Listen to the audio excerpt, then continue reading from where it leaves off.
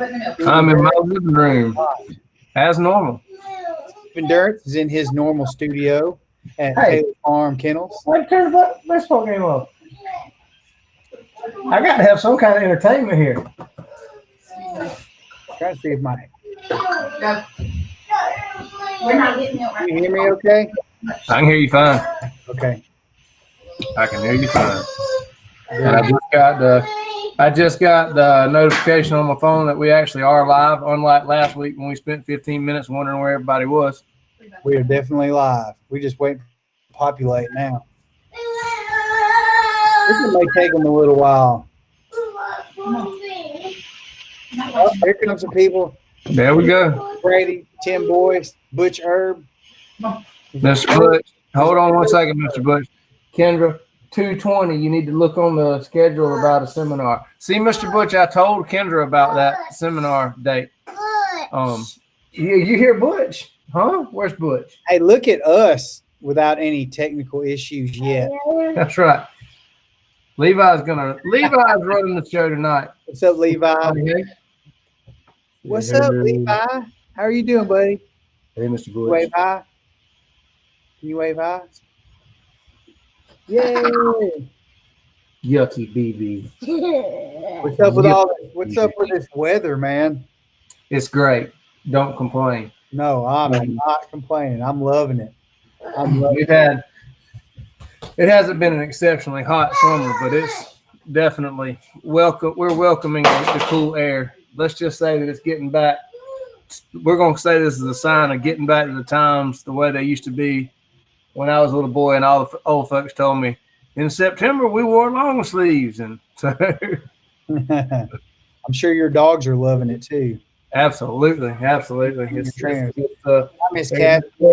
Go Canes. Yeah, bless her heart. She's finally got a football team she can cheer for. I mean, she walked right in here and just said, "What's up with the Canes?" Hey, well, I really appreciated getting her for a judge on Saturday because we were the first flight to have our ribbons called out because she was going to be watching that game. It worked out great for everybody.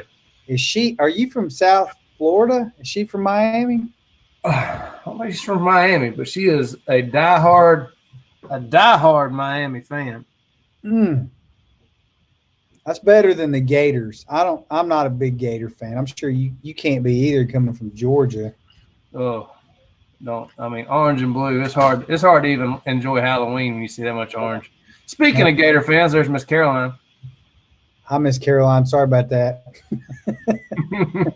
I mean, when I see a Gator, being a Tennessee guy, when I see a Gator fan, I don't care if I'm in the Chicago port, I like to go the other way. Sorry about that. Miami born. Wow. Well, we got 16 people on here. You reckon we ought to get this thing rolling? Absolutely. Get this Absolutely. Shit.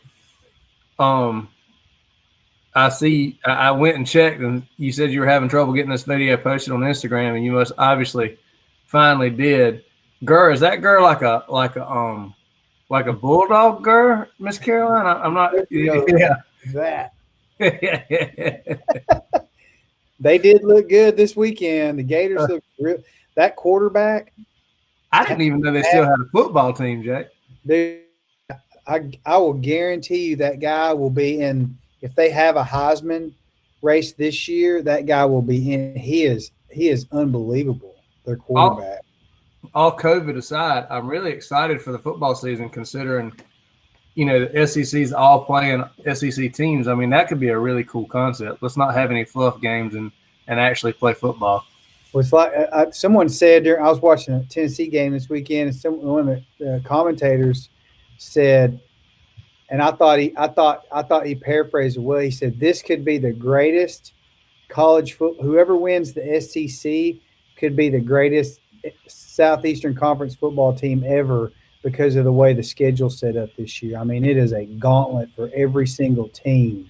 Absolutely. I wish like that every year. I mean, they came out of the freaking gates, game one. It was like, I mean, I just wish the stadiums were full of fans because it would have been like playoff atmosphere, I don't know if you watch the SEC shorts videos, but that they came out with the LSU Mississippi State LSU short, and my gosh, it is hilarious. I didn't see It that. is hilarious. I'm gonna try to avoid that one because I got friends from LSU and I don't want to offend them because they're paid hunters that come out to Prairie Rock. Hey, I love LSU, but they got annihilated in a bad way. DBU, where did they all go? Because they weren't there. Yeah, that was pretty incredible. All the Mississippi State were happy. So let's get this show started. So tonight we're in marking part 4. As we talked about at the end of last show, we're going to do the walking mark. Is that what it's called officially? Walking marks? Well, this is what I would call a basic cheating single drill, and you kind of amended. You know, you didn't run it all from one spot. You ran the first 2 or 3 from one spot, and then you started moving and making it a walking tune-up style marking drill. You know, we talked about doing walking, doing tune-up drills, and then doing walking tune-up drills where you change your line. So it was a version of a walking tune-up drill. Don't underestimate the impact of staying in one place here. You'll see that as we go along in our talking. But what was your overall opinion of this drill and how it went for y'all, and how you and Tanner's work together? What was your overall opinion? Yeah. So one of our reasons for kind of staying in one spot was we were going to stretch it out, because the way we talked about doing it before is we rotated. Basically, they would have been all short marks.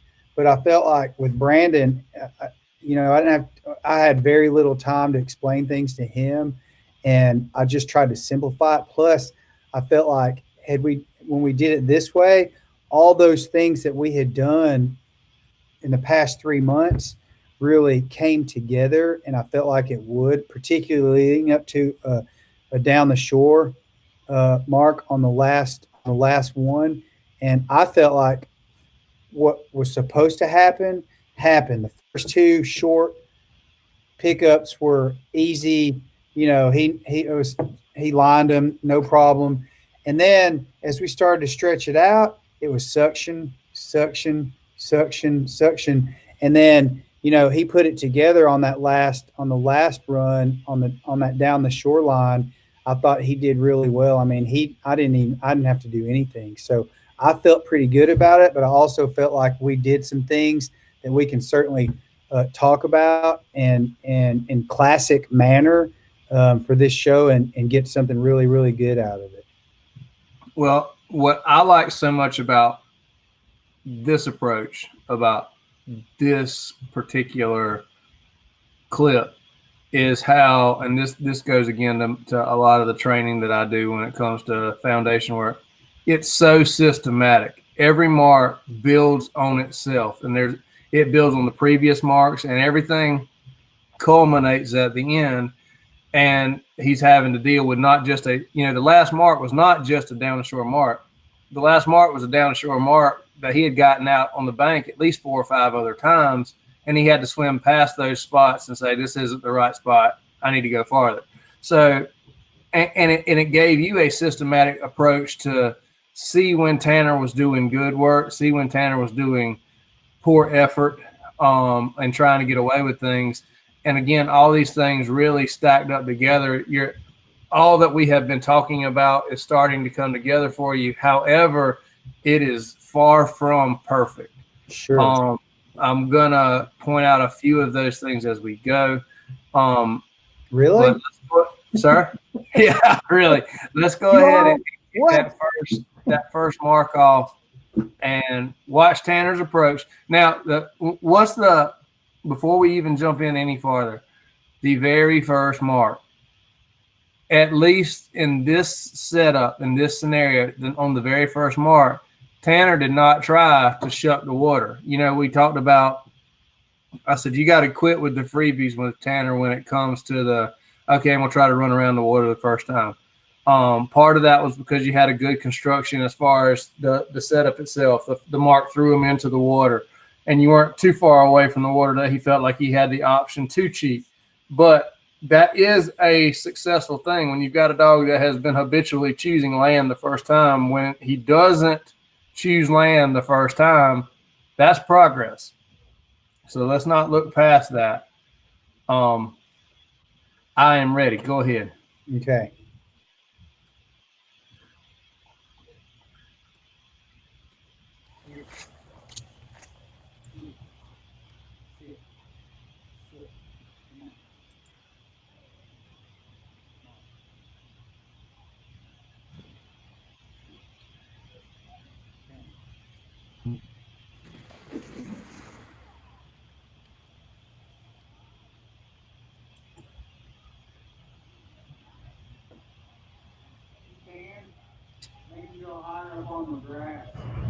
All right, now, right as he gets close to the edge, I want you to hit the pause button for me, okay? Okay. Tell me when. Right there. Hit the pause button. Okay, guys, bear with me for just a second. I'm trying to figure out this new. Kendra's got a new format up here, or got a new pad for me to play with, and I'm still learning it. And I just lost my image. Give me 1 second. We'll get this thing shared again.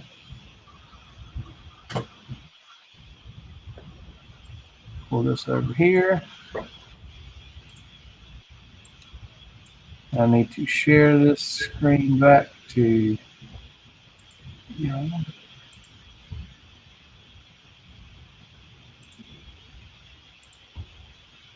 all right.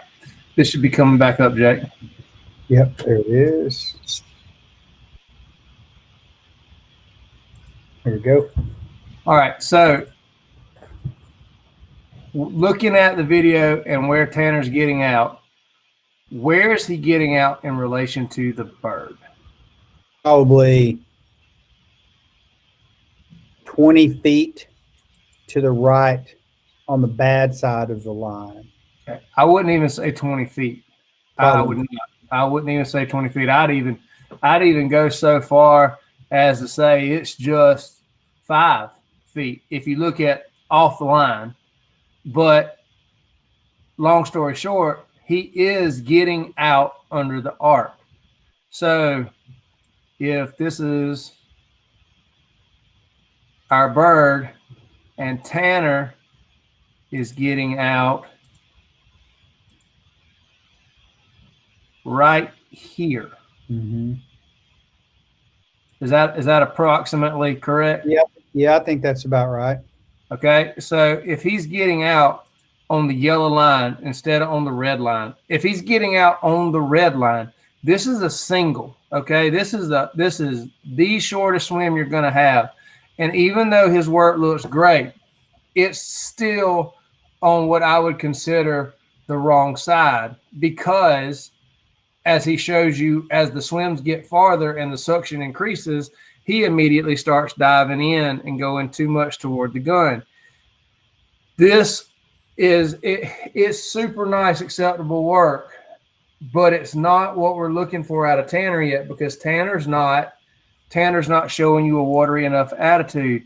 What I want you to seek here, and how we're going to talk about now, we're actually getting into training, to truly talking about training here. What I would like to see Tanner do, fine tuning details. Yeah, well, we're starting to really say here, there's a difference between the quality of the work that I'm looking for. So, can you see my green line here? Yeah. All right. So, if he's on the green line, that's showing that he's showing an increased level of effort and actually trying to do a longer swim than normal. If he's on the red line, he's dead on line to the bird. If he's on the yellow line, he's on the land-eye dominant side. Now, bear in mind, when we start talking about cheating singles, you're not just looking at the work in relation to a perfectly straight line on a single. We're talking about what's going to happen if this single is not a single anymore. If this is a memory bird, if you had to run a blind before you pick this mark up, if you had to pick up a couple other birds and then go for this mark, if he's on the yellow line, on this setup as a single, where is he going to be if this is a memory bird in some shape, form, or fashion?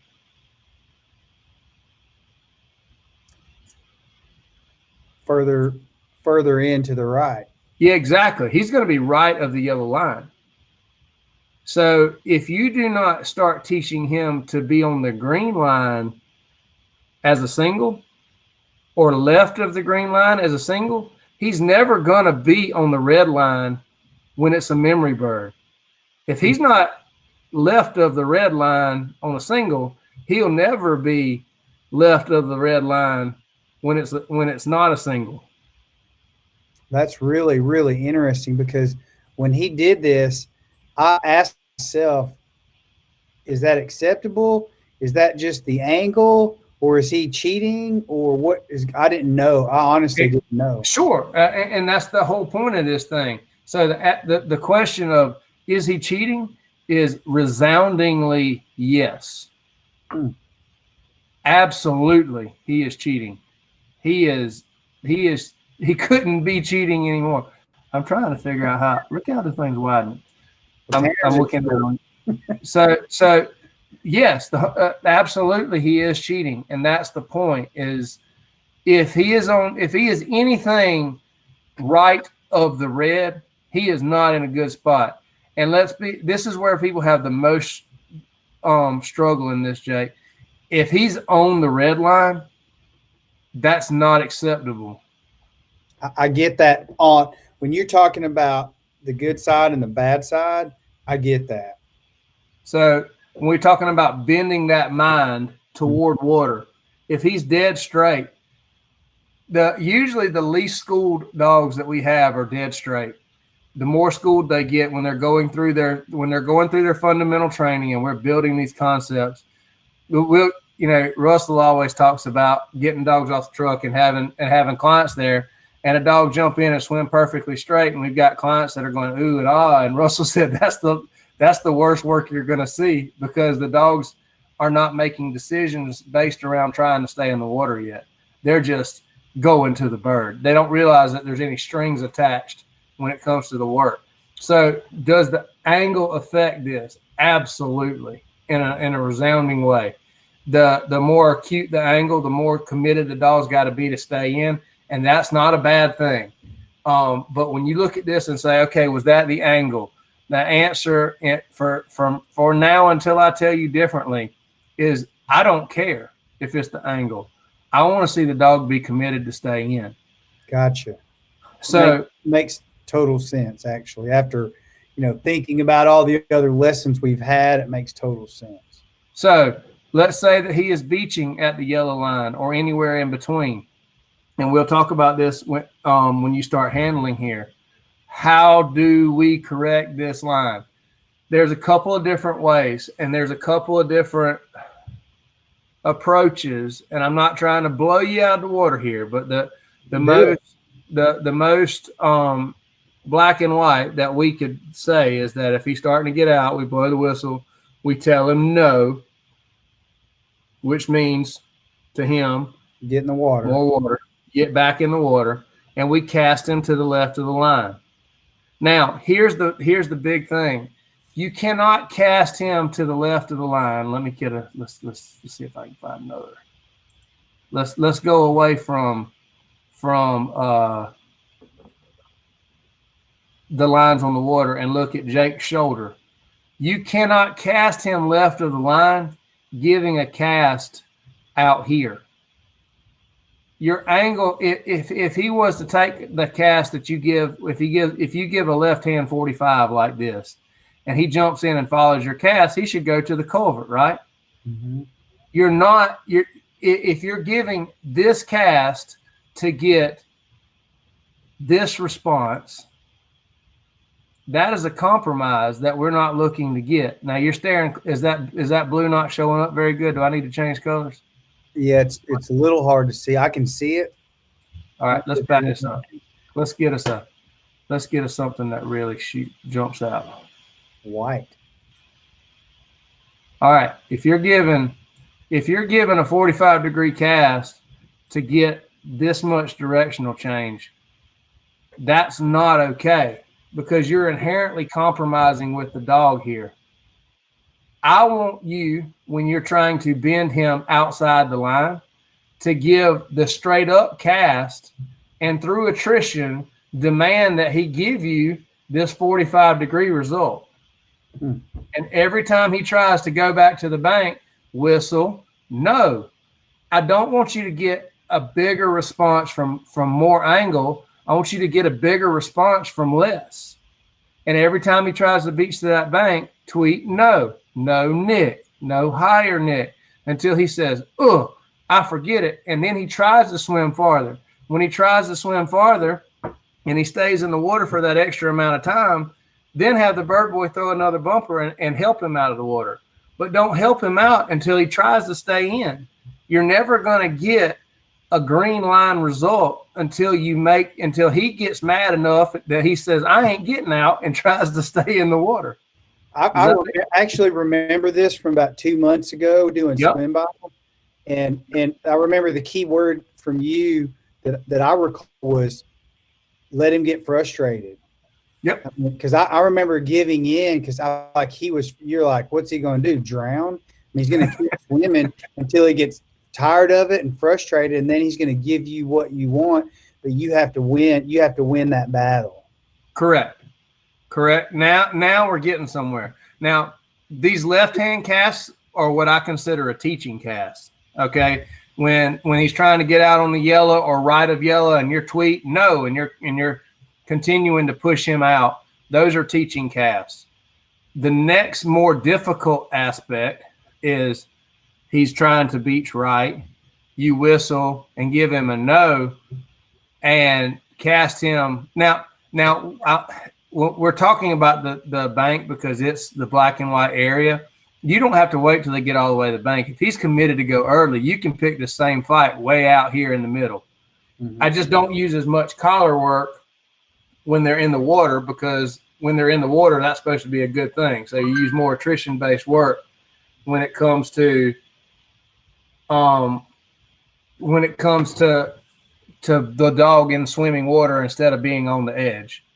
So, but let's say that they're trying to get out early. Let's just say even that the dog's getting out between the yellow and the red. What I will do a lot of times when they're getting more advanced and they're getting more watery, I'll blow the whistle and tell them no and give a blue, green, back to orange. I will give a right hand verbal straight up. With my right hand, I will give a straight up verbal and expect the dog to, let me see if I can get a red line. Let's say the dog's right is on the edge right here. Mm-hmm. I will give a right hand straight up and expect the dog to rotate and stay in the water until I ask it to get out. Wow. Now, because that right hand straight up should drive the dog straight out of the water, but based off your down the shore schooling, based off your concepts that verbal means stay in, I'm actually bending the dog that wants to get out and saying stay in the water. I'm using reverse psychology. When you're giving left-hand cast, you're saying don't look at what you want. Stay away from what you want. Don't look that way. When you're using a right-hand cast, you're saying look at it, but don't touch it. Wow. That scares me. But does that make sense of what we're talking about and the difference in how you bend their mind? Mm-hmm. It does. We do a lot of left-hand casts with young dogs. We do a lot of schooling casts. Get outside the bird, and I'll do it early. I'll do it way early. You know, if I see a dog caving in, I'll stop him and I'll bend that dog. Let me back this out. Let's say I've got a dog that's trying to get out early or bail early. If they're at the top of your head on the yellow line, I'll bend them over here through attrition.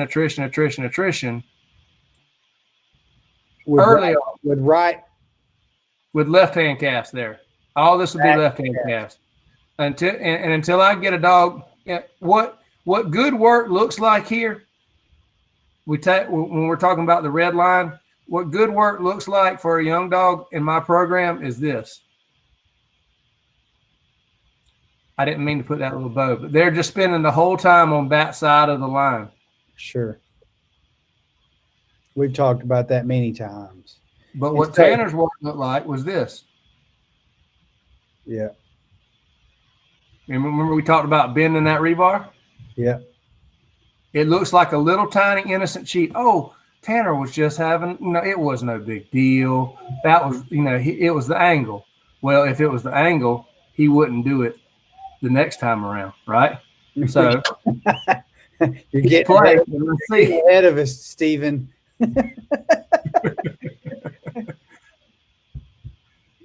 So is it too soon to talk about how you get that response where you're giving right hand backs and you're getting that stay in the water result?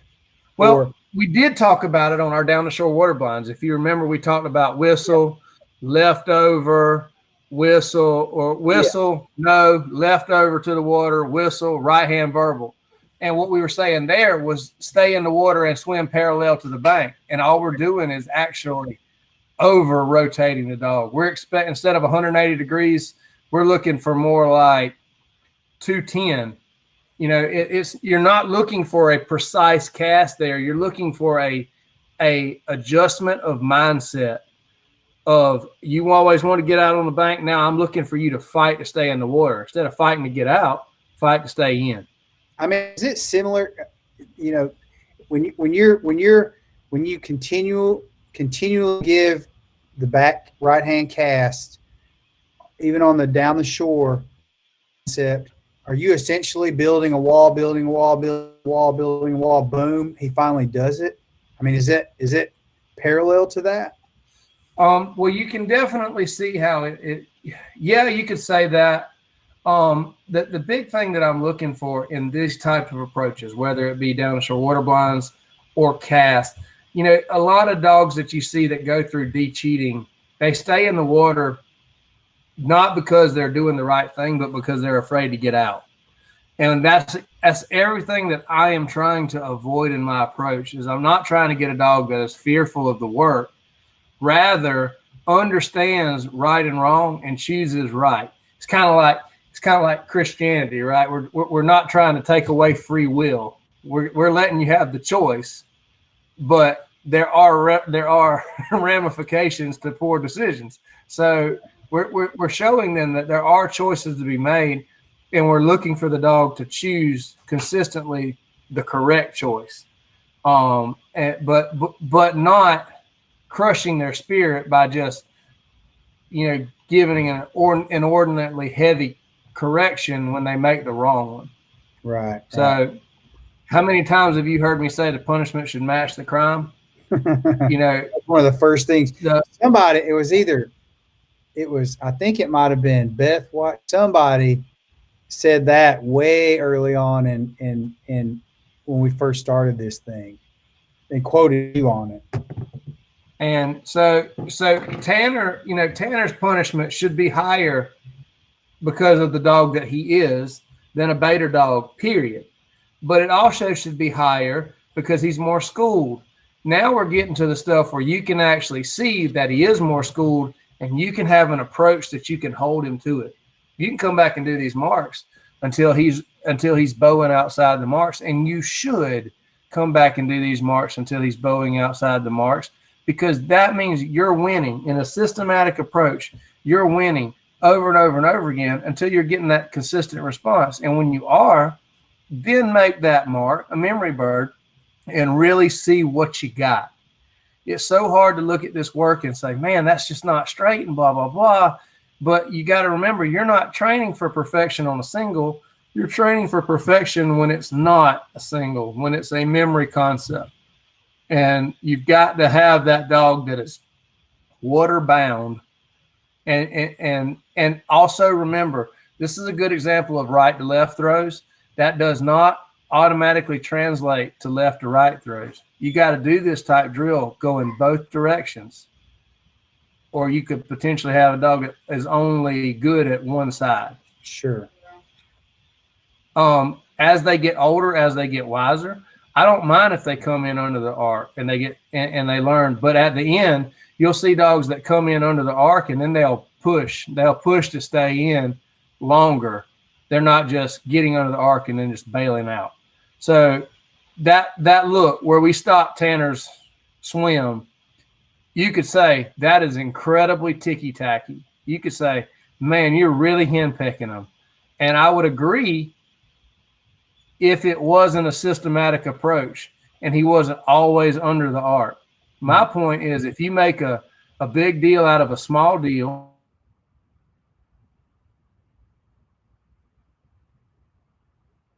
Oops, I don't know if we lost me or Steven. You froze up there for a second. okay, I'm back. Are you back? I think so. Am I back? Yep, you are. So the point that I was making is if you make a big deal about this small infraction early, you could possibly avoid the habitual bad behavior that could follow. So go ahead and let's finish your mark. It always, these lessons, I always relate these things to football. I think early on we talked about wide receivers and quarterbacks, and I relate this to, running. Let's say you're going to run a post route, and the post route is designed to go 10 yards and then cut in, and the wide receiver continues to cut at 8 yards, and the free safety cuts him off because he sees it coming or whatever it is. He's not disciplined. And so, I can see why the little nitpicky details can matter in the big picture, because if you continue to do that, he's just going to think he can get away with it, and he'll never change over time. And if he gets away with a little, everything in dog training is aggregate. So he's going to try a bigger cheat next time because he got away with just a small one. This is also one of the things that I feel like these national events where you lose so many dogs because they get away with a little cheat on the first series and the second series and the third, and before you know it, they're coming unwound because they're not, it's the erosion of the work over the time period. They're not disciplined enough early on, and it gets them in trouble later. They go out there and body slam the first series and do everything perfectly straight, and then they fall apart in the fourth because they were too straight at the beginning. I could see even in horse racing where, you've got a thoroughbred that's the fastest horse on the track, but he's habitually had issues getting out of the gates. And if he never gets out of the gate properly, he's never going to win, even if he is the fastest horse on the track, because he falls behind at the very beginning and never catches up. Yeah, that sounds entirely too much like what we're doing to our young people with all this staying at home from school. But yeah. I digress.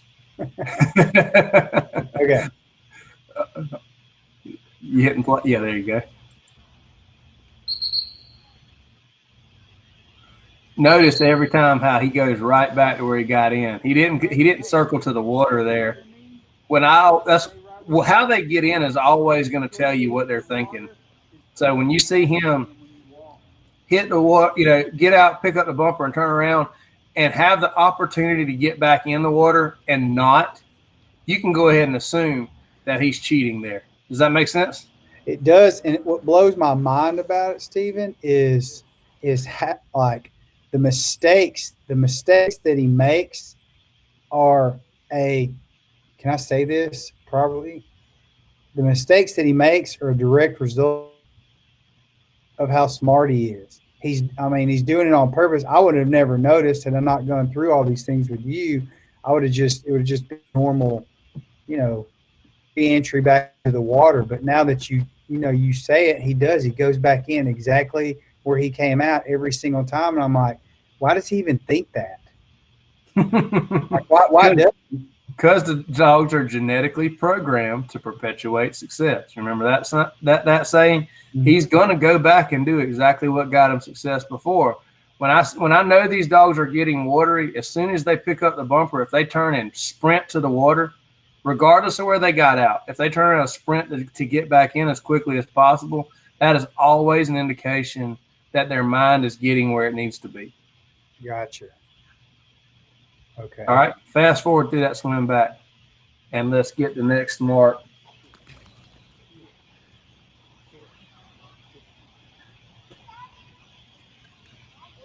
I love, by the way, that the kids are playing right there. I mean, the extra distraction. Hit pause right there, please. Whoops. I just want to catch that. I want to be able to sketch that on paint. Give me Actually, my X is off the mark. When I was putting these X's on, I couldn't see it on my phone. So do I need to be left of that or right of that? Right of it. I need to be right of it, kind of on the edge of the yellow grass or not? Yes. Okay. Kind of like there. No, I see it. I see it. Hold on. I see the bumper. Back that out. Be like right there. Is that correct? Yeah. All right. Go ahead with it. Okay.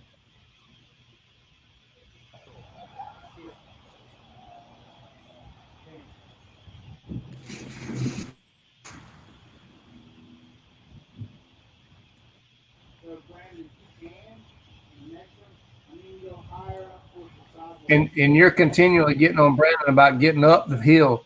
Up the hill makes this harder. Understand that. The farther up you put that bird, the easier it is for him to beach under the arc. Right. So with young dogs, I start at the edge, and with more advanced dogs, I'm going to put it higher up the hill.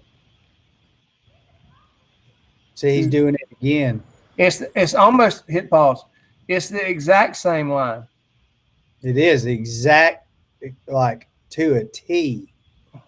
So, you know, back to what I said before, dogs are going to do what they're genetically programmed to perpetuate success. He got away with doing it there, so why not? It's the only thing you can give him credit for there is that he didn't try to cheat at worst yet. But we can agree that he gave the exact same line out, which looks really good until you think, my gosh, you know, what happens when it's a memory bird? So it wasn't bad work, but it's not where Tanner's capable of being. Sure.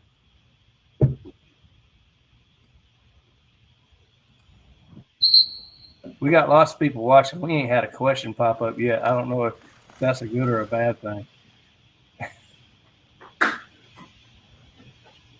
And of course, he did it again on his entry back into the water. Go back to my paint and then see where my first mark was. Go ahead and add that in there. Oops, I got too far. Oh, there we go.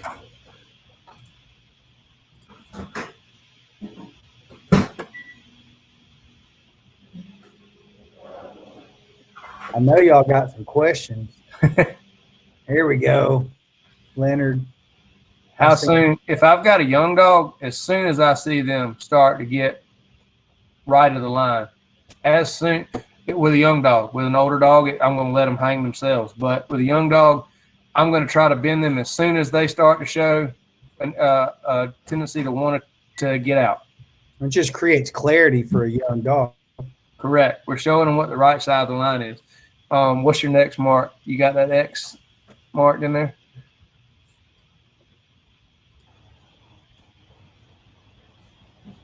I think you moved after this one, if I remember right.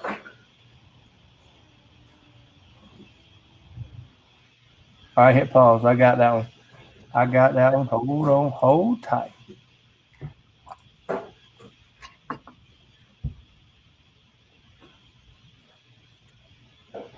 Now, one thing that jumps out at me right here is there's not near the amount of separation because he changed his angle. Wait, I'll show you what I'm talking about.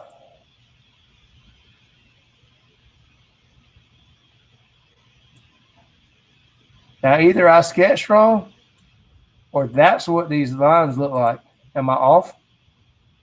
Yeah, you're off. I think it was back the middle red line of the second mark is definitely further to the right.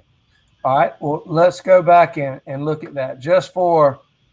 I'm not disagreeing with you. I'm just pointing out. You want me to go back and find that X on the second mark? Okay.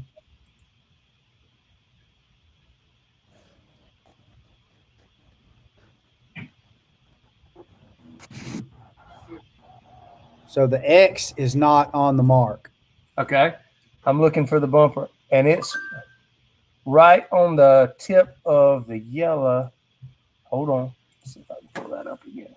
Okay, so what we're saying is that it should be that line. That's about right. All right, so stand by for Looking me. at that white awning, that white tent awning on that house, and it's under it, but just left of it, where your line was. So we had this line, then the white tent line, and then this one was right on the tip of the yellow. Is this correct, Jake? That's about right. Okay, so I just wanted for illustration's sake. All right, go back to your third mark now.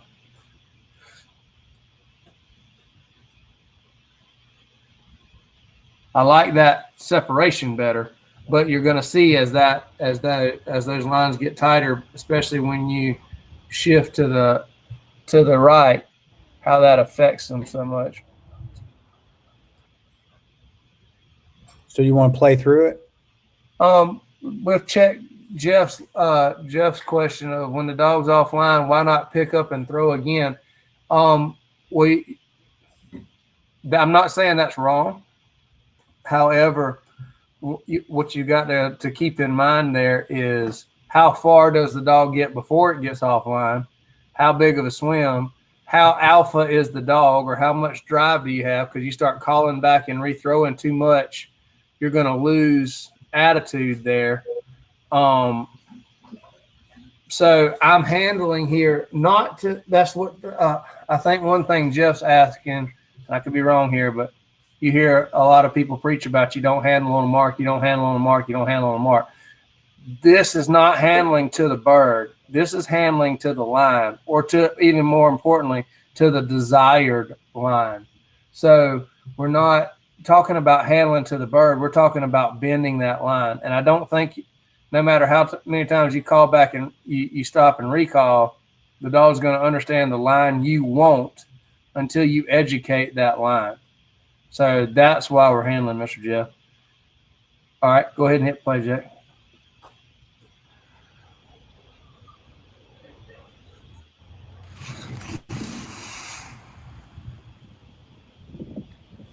Now, Tanner's not inside the bird there, by the way. He's hitting on line, and then he's choosing to get inside it. Yeah. He's still not really inside it. He's right on it now that way. Yep. If he's on it that early, it's not a good sign.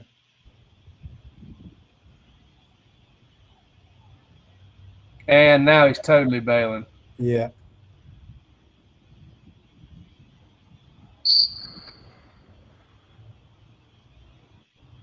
I didn't know. Did you notice how long it took me to cast? Well, I didn't know what to do. Right it took you so long to cast because you're going, okay, what do I do now? Rather than having a plan, you were going, okay, now what do I do? Yep, exactly. I was like, should I give him an over here, or is this a back left cast? I didn't know. Now, see, he got a freebie right. He's getting too many freebies, by the way. That was a good correction. However, this goes in. You see the cast you gave an over to get a mild angle back. And this is exactly what I'm talking about, given the correct cast.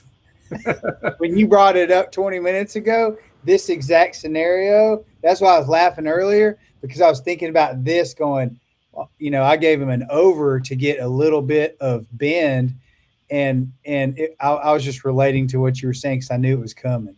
Yeah, and part of that's because you waited so late to get that initial handle in. He had, like what we said, he was dead on line, and then he started bailing.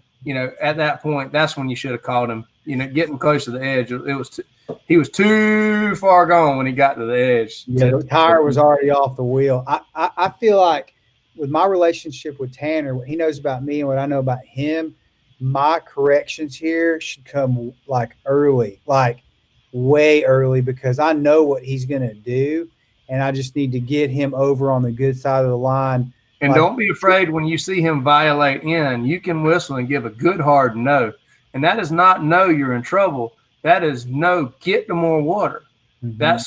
That was the beauty of teaching that no in swim by, is that no has that extra connotation, that extra baggage of get to the watery side of things. Mm-hmm. So even though you may not be using a collar, you can use that no in a very productive way when you start doing this approach.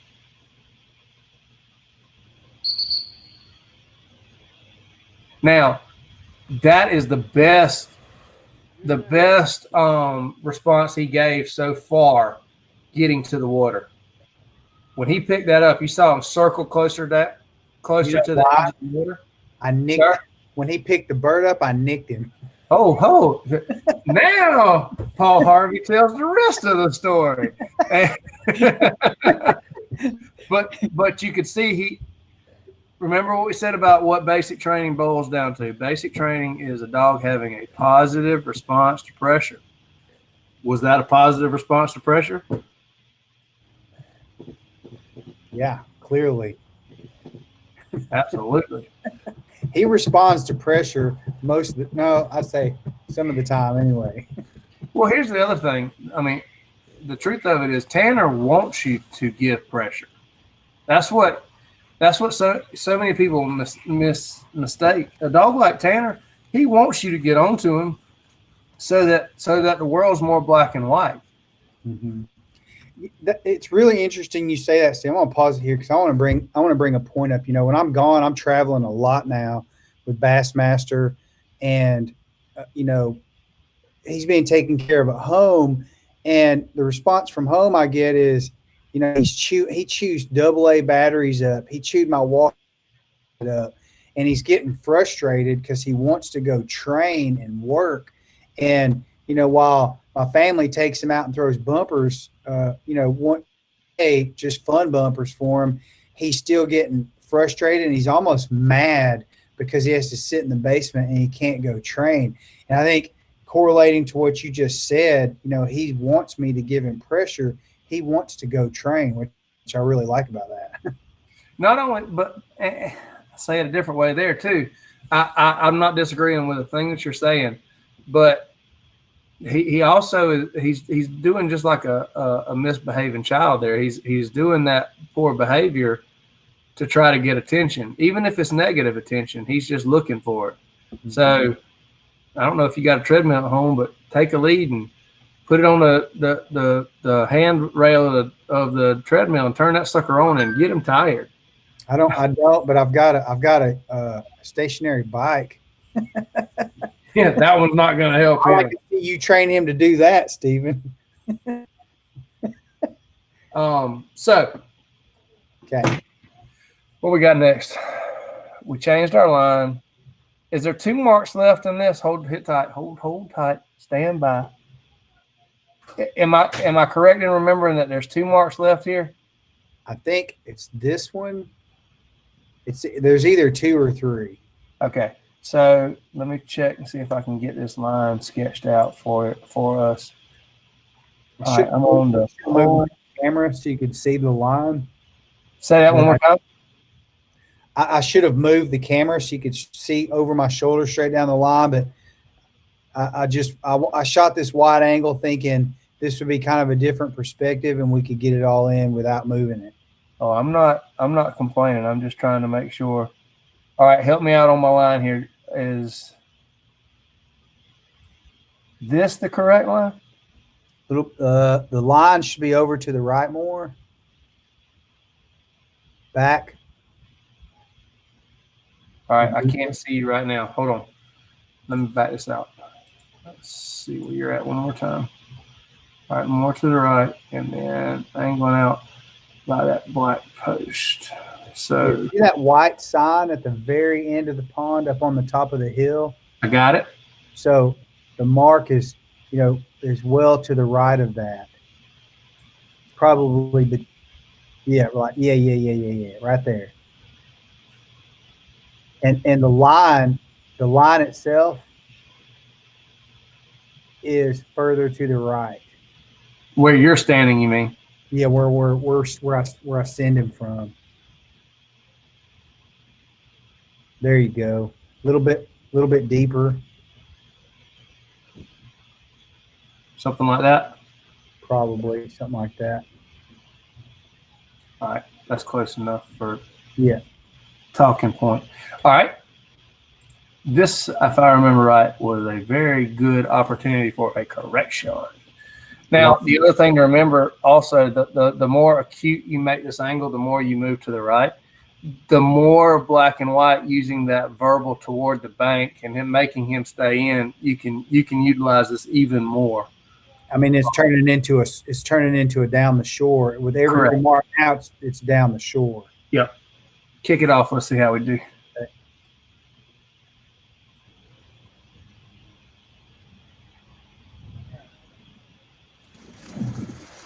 Now, correct me if I'm wrong, but didn't he hit the water left of the line?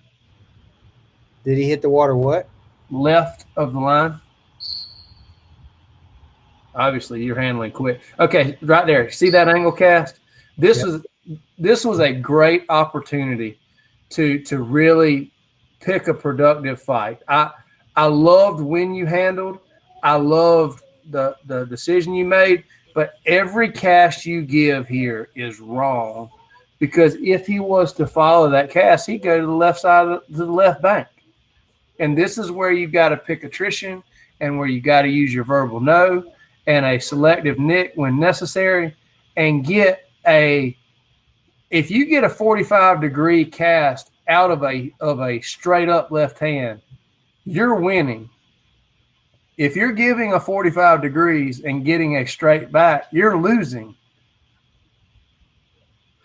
Remember, we talked about that dog's internal arrow and how dogs are natural born compromisers, and we don't want the dog to compromise to the inside. If you cast, you don't want his compromise to be here. You want it to be outside your hand. And every cast you give on this one is you're giving too much angle and the dog's giving not enough response. It was a great recognition of his lack of effort. You just didn't correct the right way. I'm giving him a 10 o'clock, and I'm giving him a 10 o'clock or a 9 o'clock, and he's giving me an 11:30. Exactly. When it should be the absolute opposite. And when he finally does get mad and gives a huge directional change out into the water, let him go. Don't stop and cast him back in. If he gets mad and swims the middle of the pond all the way out and then gets out on the far end and then loops back around and picks the bird up, good for him. Finally, he did something other than stare at the bank. So dig your heels in here and get something different than what he has always given you. And then when you get something different and it's towards water, good on him. But when you get to these distances, you got to look for a distinct behavioral change. This goes back to what I said at the very beginning, that little tiny cheat. This is where it's coming back to haunt you, right here. Yeah. So this was great stuff, and you had a great recognition. Your handling was absolutely wrong, but at least was at the right time. That's hilarious. See, you're giving these huge casts, and he's just giving you a very, very minute response. He never said no here, I don't think.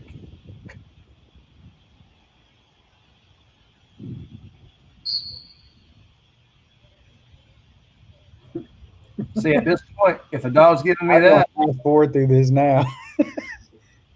Should you cast or just verbal no to get him into more water? Andy May. There's both. There's both right Stop there. laughing at me, Jennifer. It is Good hilarious. Jake, see, you cast him back so quick. That right hand cast, let him go, let him swim. When he finally goes to more water, don't stop him and send him back. Don't bend him back so quickly. That's a little bit of what Mr. Lynn, Jake and I were on a call on the way home, I think Sunday night. He got out. He got out in the same exact spot again, even though because you handled him back in so quick. I know. And Mr. Lynn was informing Jake if he thinks he gets a hard time on camera, he needed to come stand in front of me and let me dissect him.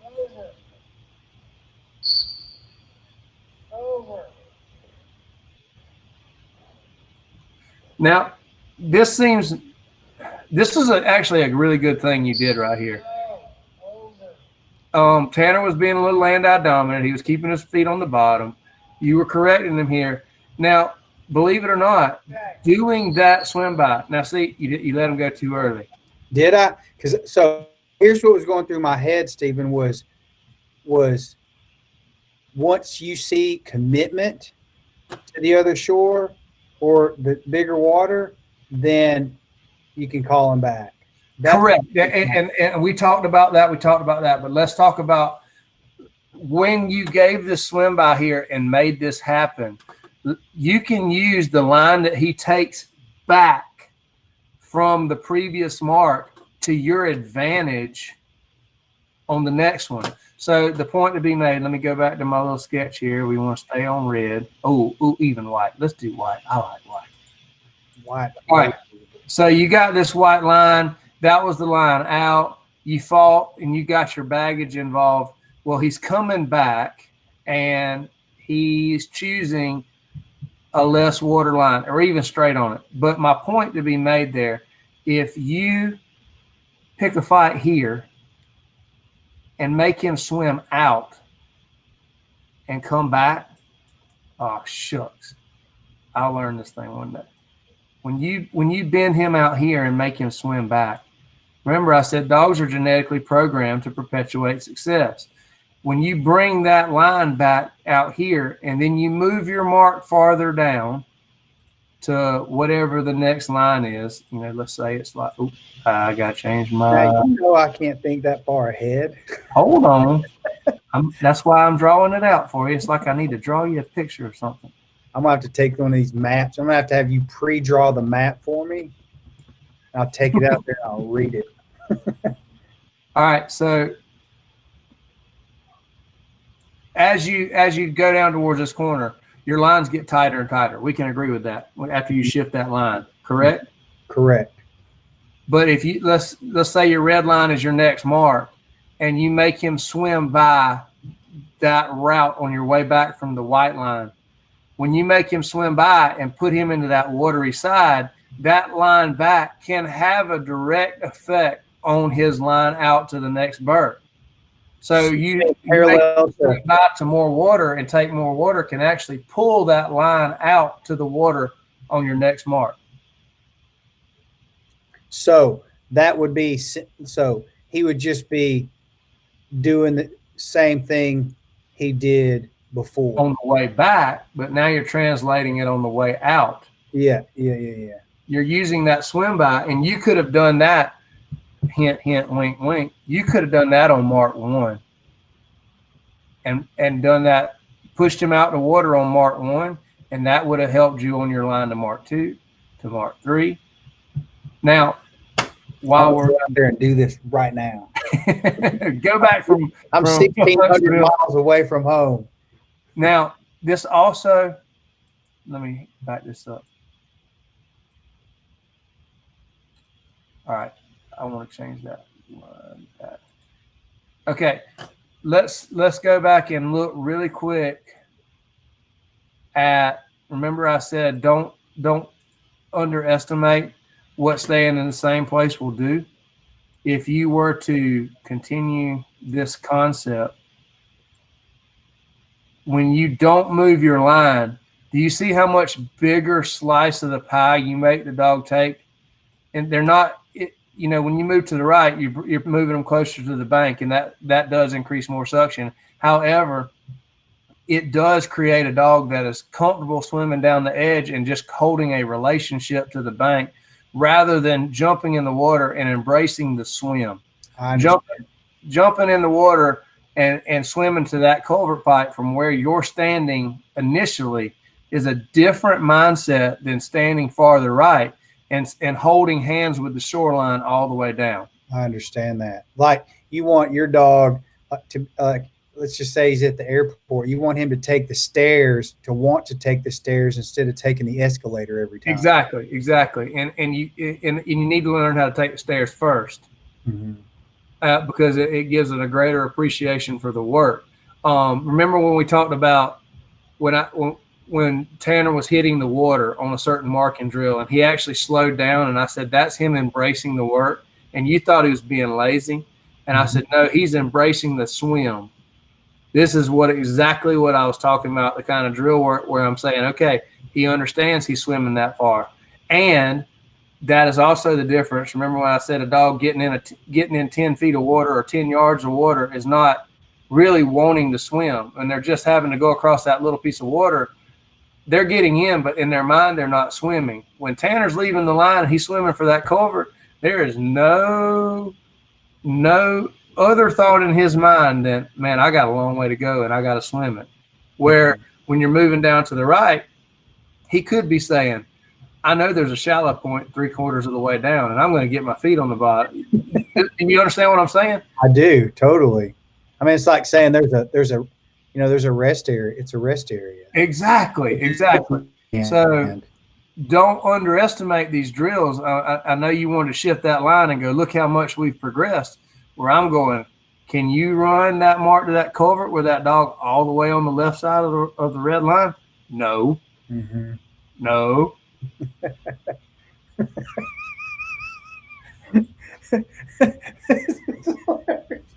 I love this. I mean, I absolutely love this. This is freaking awesome. All right, play on. Okay. Do we have to?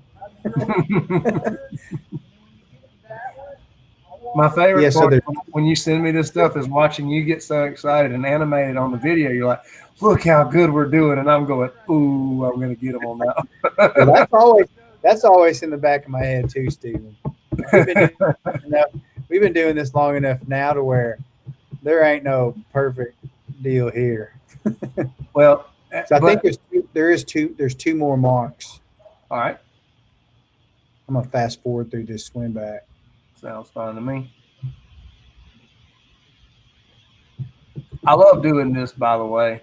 I'm glad you're not having to download these clips into. I know, it's way better. The bars are interfering with the ability to see here. Does this land at the culvert, to the right of the culvert, to the left of the culvert?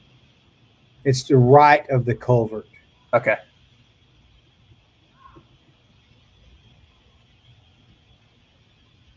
My bird boy, it actually hit the ground. He short hit the ball, or whatever you call, like in golf, where you hit the dirt before you hit the ball, the tee. That's what he did with that ball. I had him rethrow it. Now it sounds like you're training with me. That wasn't exactly where I wanted. Pick it up, rethrow it.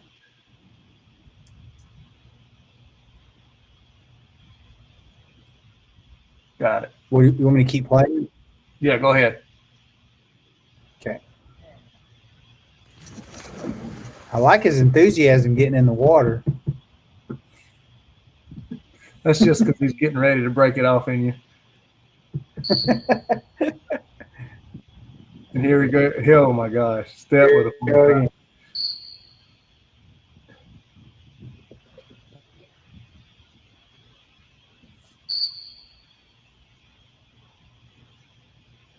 And see, I would be right there, tweet, no, and giving a straight up cast and trying to get him to give that bigger angle.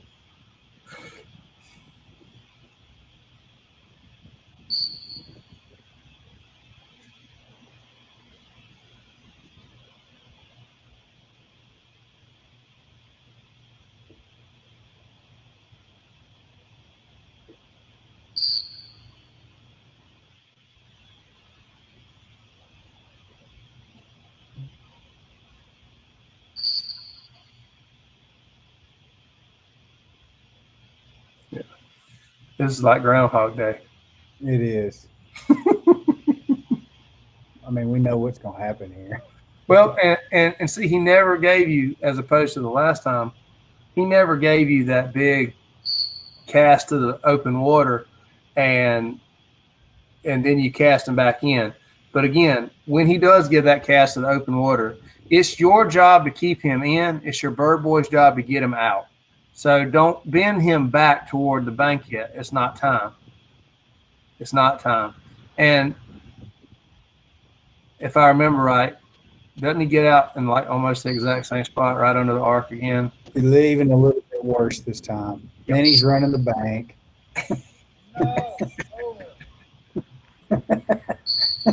Like, let's go get a hamburger. So go ahead and move to your next mark that you were so proud of. Because it wasn't bad. It wasn't a bad mark. He's just riding the escalator. Did you move far? You moved farther right for this line too, right? Yeah, because I want to get as close down the shore. Yeah. Now, and you know, when you think about all your last two marks, you had an abundance of stops and handles, big angle casts of water, some of them given, most of them not taken. And then you moved over here for your last mark. You made it even tighter to the shoreline, the cheatiest mark you've thrown. And I believe this sucker did really good on this mark.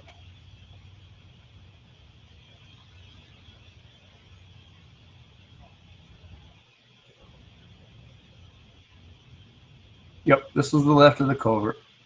How far off this bank does he swim? I mean, how far off the right-hand bank was this swim? You broke up. Say it one more time. How far off the right-hand bank was Tanner's line all the way down? I would say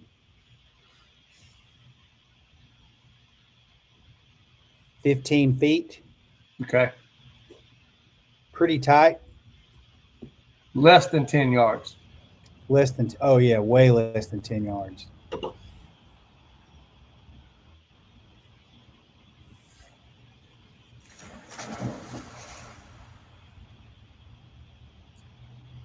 Now, not for a spoiler alert for any of y'all that didn't see this on Instagram. Your words were he was chalk line straight. He was dead on line the whole way down. Did you? I don't think you handled it all on this, correct? No, he redlined it. Yeah, the prettiest red line you could ever want. So, if he's pretty on the red line on this single, what's it going to be as a memory bird? I know now. I didn't know. I didn't know that 45 minutes ago.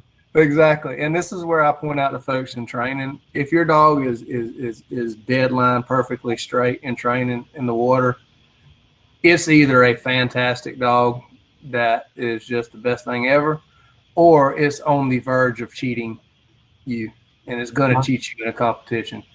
And we can agree that's exactly where Tanner's at. He will never run another straight line.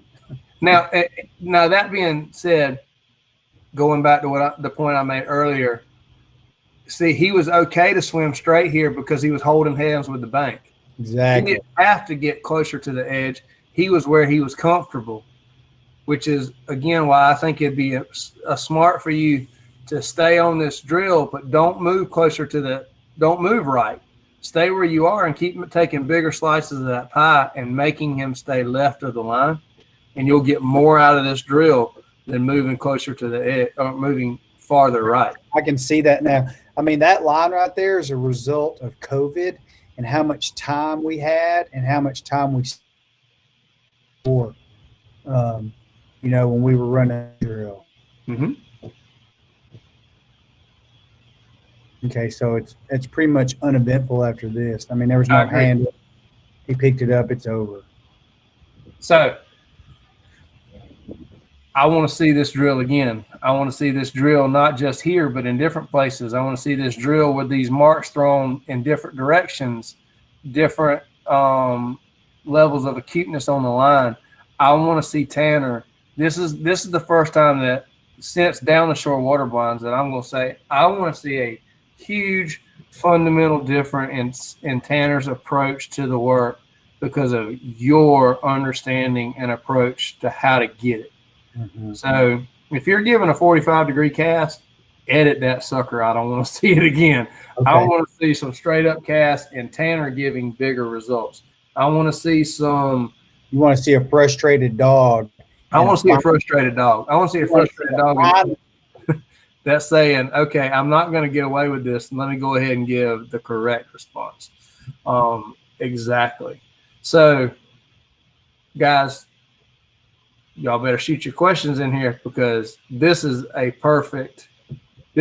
my opinion, a perfect episode. We didn't get off course.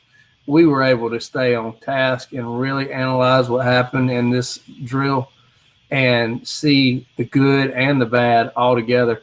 And we have a very clear understanding of what we want to see on our next clip. And hopefully we're going to see it. Don't feel like you got to go do this once. Go do this 2, 3, 4 times and pick the one you like, or pick a bad one and pick a good one, because you ought to start seeing him figure this out pretty quick and go, Daddy's figured out how to keep me in line. Yeah, that's what's going to happen next time. He's going to go, uh-oh, he got it figured out now. Because y'all don't forget that this isn't something that's new to Tanner still. We're still talking about stuff. We hadn't even got to the actual Jake teaching Tanner something new. We're just getting to Jake understanding what Tanner can do and what he can be held accountable for. Excuse me. And that's the big thing that's exciting here is now you can see what he's capable of. You can see that you can hold him accountable to this kind of stuff. And when you start holding him accountable to this on a regular basis, when you start going and picking your setup type marks, you're backing off the water and throwing a cheating single, and you see him make a total decision to run around the water, you're going to be much more comfortable in getting on him hard to start with. And you're going to see that decision made much fewer times because he's going to say, okay, there's no need to try to cheat this because daddy understands. He's not going to let me get away with it. And all he's doing right now is asking if he can. Every day he's going to come out and ask, can I? And when you consistently say no, he will get to the point that he quits asking that question and he'll just start doing the work and doing it right the first time. Well, and what he's doing we can start making a memory birds. Looks like what he's doing is, I'm not going to look back at Dad. I'm just going to start easing this way a little bit. And then I'm going to get out. I'm going to get out right there. And he won't even notice. Exactly. I mean, Tanner's got a huge personality. I mean, he's got a huge drive, but he's got a huge personality too. And you can always know where he's going to fall. It's not like he's sporadic in his effort. He's going. Exactly. Yeah. And this goes back to another thing I point out. What greater thing can you ask for than for a dog to give you the same behavior and training that they're giving you at a test? And that's where, people get frustrated with a dog's bad behavior. And I say, at least they're giving it to you in training so that you can fix it. It's not like they're just pulling it out of their bag of tricks when it comes to competition time. So, right.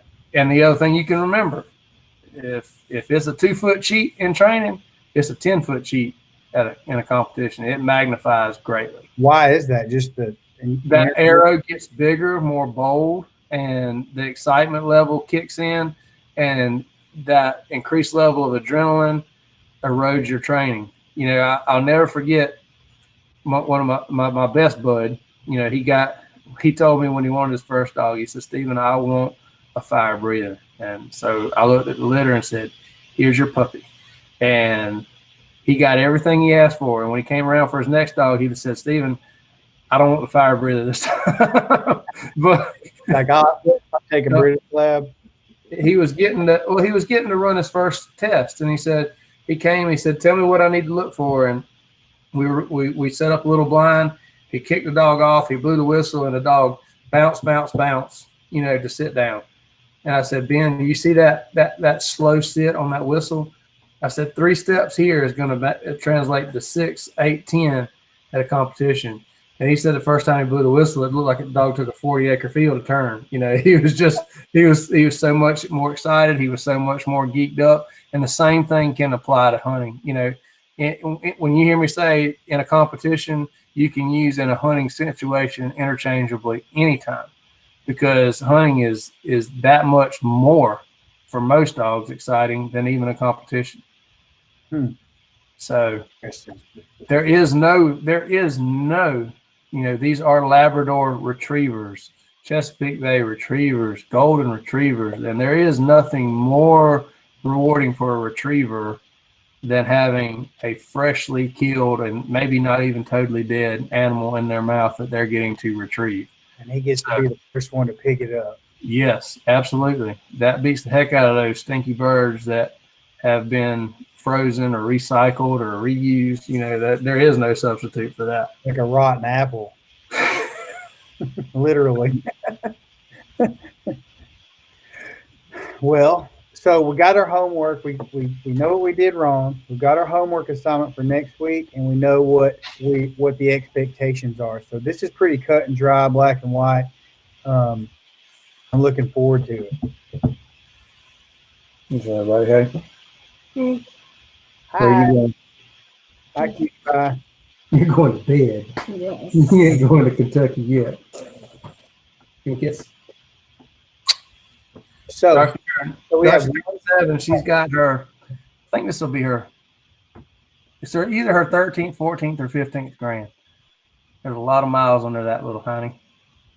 Oops, she kind of broke up. I don't know if I'm breaking up or you're breaking up, but It's got to be on your end. I said this will either be her 13th, 14th, or 15th grand. I'll have to ask Kendra. I think it's her 14th.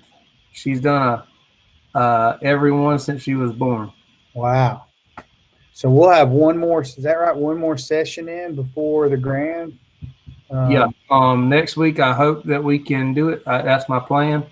I'll be at a hotel somewhere in Illinois, pre-training, and I'm sure the next one we won't be able to do one in 2 weeks because it'll be you and I will both be strung out with the grand. So that's right. Yep. So if any of you guys that are on here still on here are going to be at the grand, definitely let's hook up. I'll be there day 1, day 2, and then the morning of day 3, and then I got to turn around and go back to Colorado.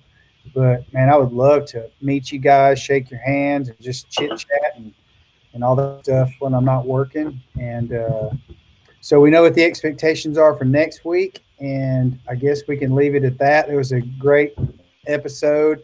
I learned a lot, and I hope you guys did too. Again, once again, thank you, Stephen, for your expertise, your time, your energy, and all that. And thanks everyone else for joining us. And until next week, we'll see you right here at the Retriever Connection on